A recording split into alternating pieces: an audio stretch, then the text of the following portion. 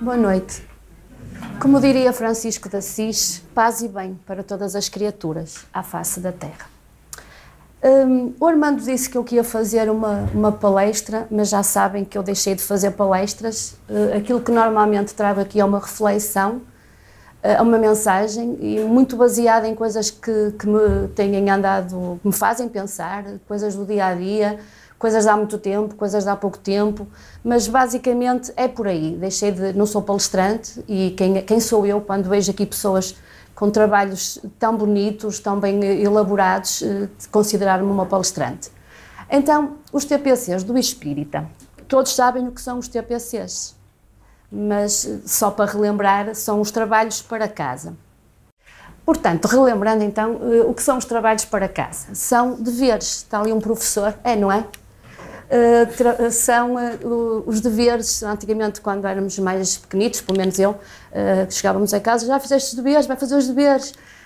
E o que são os deveres? Os deveres são obrigações, mas pondo isto em contexto escolar, são os trabalhos que as crianças trazem para fazer em casa, muito baseados naquilo que foi dado em contexto de sala de aula, e que é até um treino para avaliar o que eles sabem, se aprenderam ou não, é uma prova, é um teste, para solidificar os conhecimentos. Eu lembrei-me de trazer isto pelo seguinte: aqui há umas semanas atrás dei por mim a pensar numa situação que me acontecia enquanto eu fui praticante da religião católica. Eu era católica mesmo praticante, muito praticante. Cantava num coro, era catequista, era solista, era tudo o que tinha direito, não faltava a nada. E dei por mim a pensar do tempo que eu desperdicei enquanto frequentava a igreja. Nem tudo foi mau, houve muita coisa que eu aprendi, perdi lá muito tempo, e acho que, apesar de tudo, todas as religiões e também a nossa doutrina espírita tem coisas boas e tem coisas más, por isso não vou fazer uma crítica à Igreja Católica. E comecei a pensar, então, na situação que me fazia um bocado perder lá o meu tempo. Enquanto elemento do coro, o nosso coro era um bocadinho estranho, cantávamos todos muito mal. E então, havia pessoas com alguma idade, eu se calhar era das mais novas, isto há 20 anos atrás. E havia uma senhora que achava que era a que cantava melhor de todas nós. E achava que isso que lhe dava algum direito. Curiosamente, ela cantava pessimamente mal. A par de cantar muito mal, também vestia ainda pior. O que é que acontecia? Portanto, nós tínhamos um alinhamento, ela ficava ao meu lado esquerdo, ela era a minha colega do lado esquerdo, e eu, que estava um bocadinho concentrada na minha tarefa de cantora, não olhava muito para a toalete dela. E, portanto, ela não me distraía muito, mas distraía outras pessoas. Até que ela chegou a uma altura que dizia: cada vez cantamos pior, isto vai ter que se modificar, e começou a fazer, portanto, mesmo no alinhamento, aqueles gestos tipo maestro. Só que os gestos achava que eram os adequados ao que ela queria, não é? Ela levantava os braços, se era para subir, baixava, se era para cantar mais baixo, se era para fazer uma voz neutra, começava a balançar-se, e nós começámos todas a cantar pior. Começámos a cantar pior porque ela distraía-nos com aquele gesto, e depois nós perdíamos-nos para estar a olhar para os movimentos dela. Começámos-nos a pegar, dizer que não tinha jeito nenhum, aquilo era uma exibição. Ela não gostou. A certa altura, nós tínhamos 2 micros e ela tinha um microfone só para ela. Portanto, as outras todas tinham um e ela tinha um em frente a ela. E então resolveu dar a volta, não é? E ficou de costas para o altar e para o senhor padre, e começou a ficar de frente para nós e a fazer os tais gestos. Cantámos ainda todas pior, principalmente eu. Porquê? Porque ela me distraía, porque eu comecei a reparar na toalete dela. Ou seja, já não tinha que olhar só para os gestos, eu ainda tinha que olhar que ela vinha de verde com sapatos vermelhos, que não sei o que mais, e então eu até entrava fora do tom e fora do tempo e mais não sei o que. E hoje, pronto, isto foi assim durante bastante tempo, e eu começava a vir para casa, já na altura eu me questionava se fazia sentido eu continuar, porque isto era uma palhaçada. E vinha para casa e dizia: eu estive ali 1 hora e pouco me lembro do que ali foi dito, na homilia, estive sempre distraída, isto não faz sentido, não fazia sentido. Eu já na altura frequentava, não como trabalhadora, mas ia muitas vezes a um centro espírita, onde eu comecei na altura, aqui o NEC. Isto foi assim durante algum tempo e eu depois achei que realmente fazia um bocadinho de sentido eu afastar-me deste coro, porque não havia hipótese. Eu fazia um sacrifício para conter o riso, depois a minha canelinha da catequese via que eu gostava aflita para não me rir, também se ria, e quer dizer, aquilo era uma confusão muito grande. A certa altura também houve outra situação que ainda me desiludiu mais. Havia duas senhoras que moravam no mesmo prédio, numa no resto de chão, outra no primeiro andar, e enquanto vizinhas davam-se muito mal. Mas eram permanentemente visitas da igreja, não saíam da igreja. Aquelas pessoas que nós chamamos as beatas, mas não é as do cigarro, é as beatas. Pronto, e elas eram duas verdadeiras beatas. Mas um dia saem da homilia, chegam cá fora e desatam à bulha uma com a outra. E eu pensei, isto realmente não faz sentido. Eu distraio-me e estas pessoas vêm confirmar a ideia que eu tenho de que se perde muito tempo e que não se leva nada daquilo que se devia levar. E essas senhoras vieram confirmar e realmente comecei a deixar de frequentar a história. E eu contei-vos isto para vos dizer o quê? Que é preciso termos cuidado e os tais deveres e as nossas obrigações, as nossas responsabilidades enquanto frequentadores de algo. E neste caso, o que irei falar é de frequentadores e trabalhadores de uma casa espírita. Não basta estar aqui se nós não levarmos algo daqui. Estarmos aqui e estarmos até, se calhar, a passar por sono, isso é normal, o cansaço é muito, uma sexta-feira, um fim de semana, dia de trabalho, mas depois se calhar perdemos tudo, mas estamos ali a fazer o tempo para ir ao passe. E eu acho que a gente tem que levar daqui algo que nos transforme, que ajude a transformar os outros, porque senão não faz sentido, não vale a pena estarmos a perder o nosso tempo, há outras coisas lá fora. E foi por aí que eu achei que há os trabalhos de casa que têm que ser feitos, quando também saímos daqui.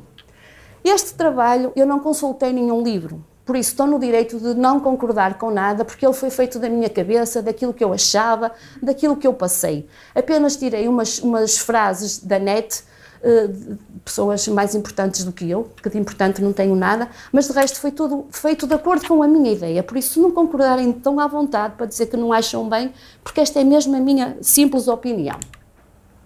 Então, enquanto espírita, sejamos trabalhadores ou não, eu acho que devemos começar por agradecer pela oportunidade que temos de ser espíritas. Nem toda a gente ainda teve esta oportunidade de descobrir esta doutrina, de frequentar um espaço como o nosso, não é? Que é cativante, em que todos nos envolvemos, em que todos buscamos aqui o nosso aperfeiçoamento, aonde, espero eu, a gente não sai e não anda lá em baixo a discutir, aonde vocês não criticam as minhas sapatilhas, as minhas camisas, estamos aqui com outra finalidade.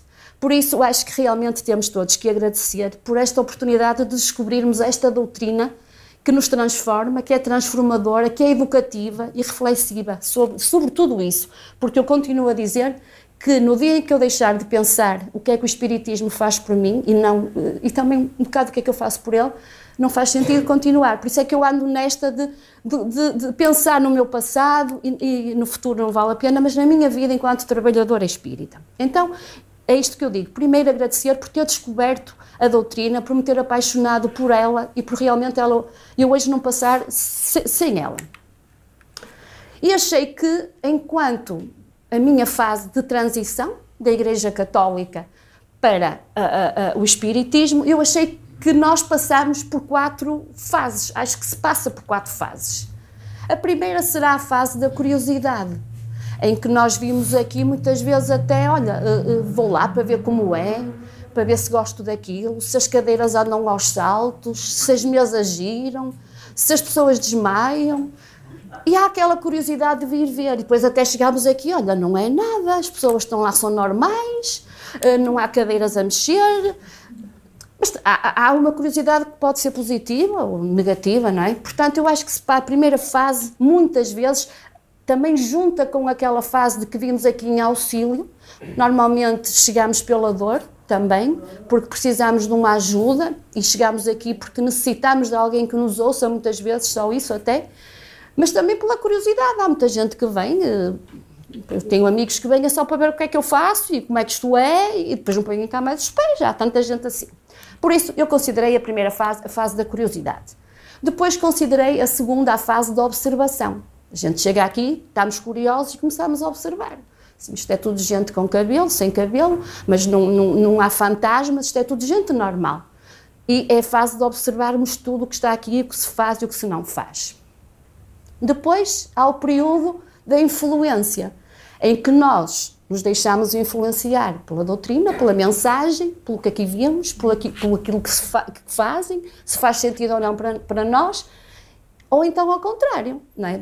E dizemos, não, isto não faz sentido, não gostei nada, não volto lá. Por isso é a fase em que nos deixamos, ou nos apaixonamos, ou detestamos, não é? Por isso considerei esta fase, o período de influência. E depois considero o último, que é aquele que nos faz estar aqui hoje, enquanto trabalhadores, enquanto presenças constantes das sextas-feiras, que é o período da admissão. Sim, eu quero, eu gosto, preciso, faz parte da minha vida, já não passo sem isto, faço sempre um esforço para estar aqui. Estas foram as 4 fases que eu acho que passam, um espírita que passa por elas. Depois pensei também na finalidade do espiritismo. Então, aquilo que eu acho é que, mesmo uma pessoa vindo aqui pela curiosidade, pela dor, ele tem uma finalidade, que é tornar-nos melhores. E quando nós também nos tornarmos melhores, também percebemos o porquê das nossas dores, porque é que as coisas nos acontecem. Mas, para mim, a finalidade é esta, é tornar melhores aqueles que o compreendem, porque também é preciso compreender que não estamos aqui para receber um milagre, porque não estamos aqui à espera que o espiritismo nos resolva os nossos problemas, vamos ser nós que vamos ter a capacidade de os enfrentar, porque eles muitas vezes não se resolvem, temos que conviver e lidar com eles, e isso tudo depende se nós nos transformarmos ou não para melhores. E também considerei que é importante o espírita dar um exemplo. Se eu não dou os exemplos aos outros que convivem comigo e que não são espíritas, também alguma coisa não faz sentido, está errado. Eu sou diretora de uma associação de crianças, não tenho nenhuma colega que seja espírita. E quando elas começaram a desconfiar que eu era espírita, acharam que eu era um bocado bruxa. E então elas gostavam tanto de mim e algumas ficaram com dúvidas se gostavam ou não. Porquê? Porque não conhecem, o desconhecimento, a ignorância tem destas coisas e hoje continuam a gostar de mim, porque foi preciso eu explicar e foi preciso, sobretudo, eu dar o exemplo de que eu era diferente. Eu via as coisas de uma forma diferente, eu podia as ajudar. Então eu acho que, sobretudo, a finalidade do espiritismo também é nós termos a capacidade de sermos exemplos para os outros, com as nossas atitudes, com os nossos comportamentos, com as nossas palavras. Então, agora voltando aos TPCs, acho que são 5, aquilo que eu acho que é fundamental para um espírita, e começo pela fé. Um espírita sem fé não faz sentido. Sabemos que o espiritismo se apoia no cristianismo, e ser cristão é ter fé em Jesus, nos seus ensinamentos, naquilo que ele nos deixou escrito, naquilo que ele fez. Mas também Tiago dizia que a fé, se não tiver obras, é morta. E eu também concordo.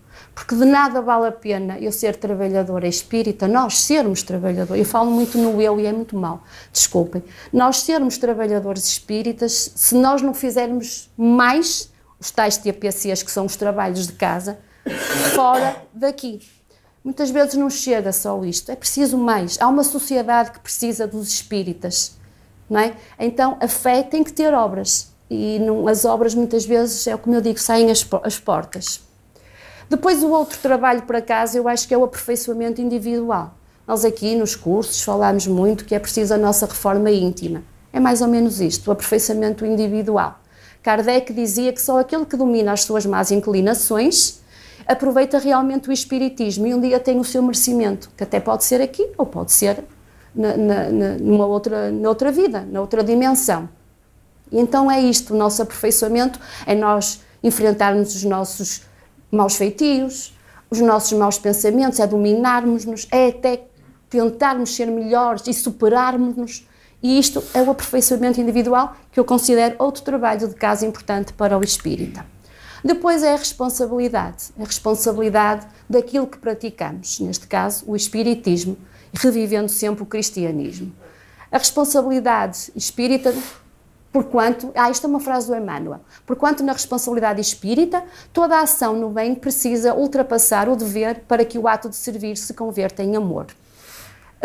Eu acho que o amor e a fé são os pilares do cristianismo e nós temos que passar o dever enquanto estarmos aqui e levar o nosso, que não é o nosso dever, é a nossa conduta de espíritas para os outros. Para que o ato de servir, e às vezes eu também penso, se eu tenho que servir, se eu me sirvo do espiritismo, ou se eu é que sirvo os outros, e acho que é por aí, eu tenho é que servir, e não tenho que me aproveitar do espiritismo para nada que seja para mim. Depois, o servir é outro do trabalho de casa, enobrecer o espiritismo com o selo da fé moldada nos valores humanos. Eu também aqui, relativamente a esta parte, considero que muitas vezes nos esquecemos dos valores das pessoas, nos valores humanos e desta sociedade tão controversa, e aqui é a nossa oportunidade de servir, e servir em qualquer instante do dia-a-dia do nosso cotidiano. Depois é preciso um espírito muito grande de sacrifício. Para ser trabalhador espírita, nomeadamente, cada criatura nasce na crosta terrestre para enriquecer-se através do serviço à coletividade. Sacrificar-se é superar-se. Eu acho que ser trabalhador espírita, e também vocês que escolheram hoje vir aqui uma sexta-feira a aturar-me, mas sobretudo os trabalhadores, muitas vezes fazemos sacrifícios, abdicamos, e eu faço bastantes. A minha irmã hoje faz anos, eu não me lembro de ter faltado alguma vez a um jantar de aniversário da minha irmã. Mas eu sentia que tinha esta obrigação hoje de estar aqui, porque não era justo eu pedir a um colega para trocar comigo. E então eu acho que são estes pequenos sacrifícios e outros maiores também, mas é um bocadinho nós darmos um pouco de nós em função desta causa que nós abraçamos, desta doutrina que exige de nós e porque vocês contam connosco. E é este espírito de sacrifício que é preciso ter. Às vezes não é fácil porque, por várias razões, nem sempre... eu não queria passar aqui, mas temos mesmo que nos sacrificar, principalmente quando se vive numa família que não é espírita. E então há um sacrifício ainda maior. Acho que não vale a pena dizer mais nada. Mas ser também espírita é ser voluntário. E aqui no voluntário eu pensei em duas questões. O ser voluntário necessita que se aperfeiçoe o trabalho. Eu lembrei-me um bocado disto com o voluntariado hospitalar, por exemplo. Nós só podemos ser bons voluntários se tivermos noção daquilo que estamos a fazer. Porque muitas vezes a nossa boa vontade não chega, se ela não tiver um alicerce que se chama conhecimento. Se eu não souber o que estou a fazer, mais vale não fazer. Porque quantas vezes eu tenho vontade, por exemplo, num hospital, um doente que pede um copinho de água e ele até nem podia beber água, mas a pessoa pediu a água e eu fui e dei, e correu mal. Quantas vezes pede levante-me a cama para cima quando o senhor devia estar com a cabecinha para baixo? Por isso, aquela vontade que nós temos muitas vezes de ajudar, se ela não é com conhecimento, se não há uma formação para desempenhar este trabalho, e neste caso aqui nós somos trabalhadores espíritas voluntários, estamos aqui porque escolhemos e porque queremos, mas tem que ser fundamentada em conhecimentos. E só com o conhecimento nós podemos ajudar realmente as pessoas. E depois há a outra questão de ser voluntário e também achar que porque não somos assalariados, porque não somos empregados, fazemos o que queremos, nomeadamente na questão das ausências. Isso acontece, muitas vezes não há hipótese e temos mesmo que faltar, temos uma vida lá fora, temos um emprego, temos tantas situações, mas existe muito isto no voluntariado. Eu até sou voluntária, eu venho quando posso, eu faço o que quero, e eu acho que devemos ser voluntários conscientes da nossa responsabilidade, porque se dizemos que queremos, é para levar a fim.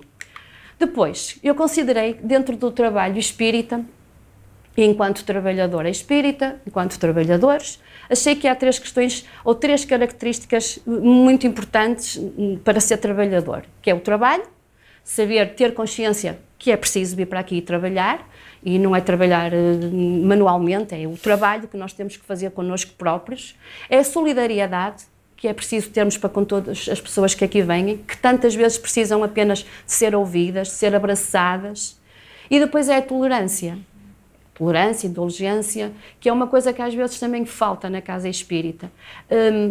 nunca criticar quem somos nós para criticar alguém, pelo contrário. Acho que tem que se desenvolver muito a empatia e colocarmos-nos no lugar do outro.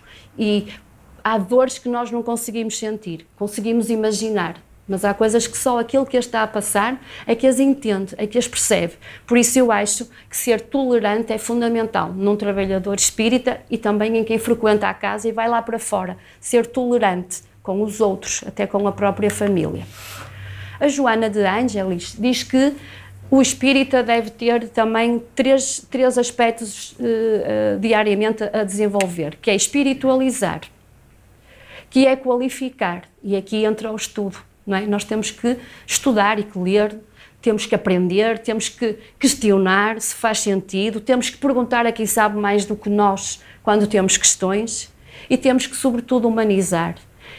E eu tenho pensado, e até esta semana, com estes problemas que andam para aí, não é? A nível de desporto e de violência, e eu pergunto onde é que nós entramos aqui. Toda a gente diz que nós caminhamos para um mundo de regeneração. Eu tenho tantas dúvidas. Eu vejo cada vez coisas a acontecer que não fazem sentido, que já não deviam de acontecer. E penso que até nas coisas mais básicas, nós espíritas temos esta possibilidade de humanizar. Hoje somos uma gota, amanhã somos um charco, um lago, e um dia seremos um mar. Porque realmente, eu acho que é uma das funções importantes do espiritismo. É humanizar a sociedade e ela está com tantas carências disso. Então, porque eu prometo sempre que sou muito rápida e não gosto de ser amassadora, eu tirei esta frase da Vinha de Luz, do Chico Xavier, em que ele diz que façamos a luz onde existem trevas e ajudemos a ignorância com fraternidade. Foram os cinco trabalhos de casa que eu tinha para vos falar hoje do trabalhador e daquele que se diz espírita e frequentador de uma casa espírita. Obrigada por tudo, sejam felizes. Obrigada.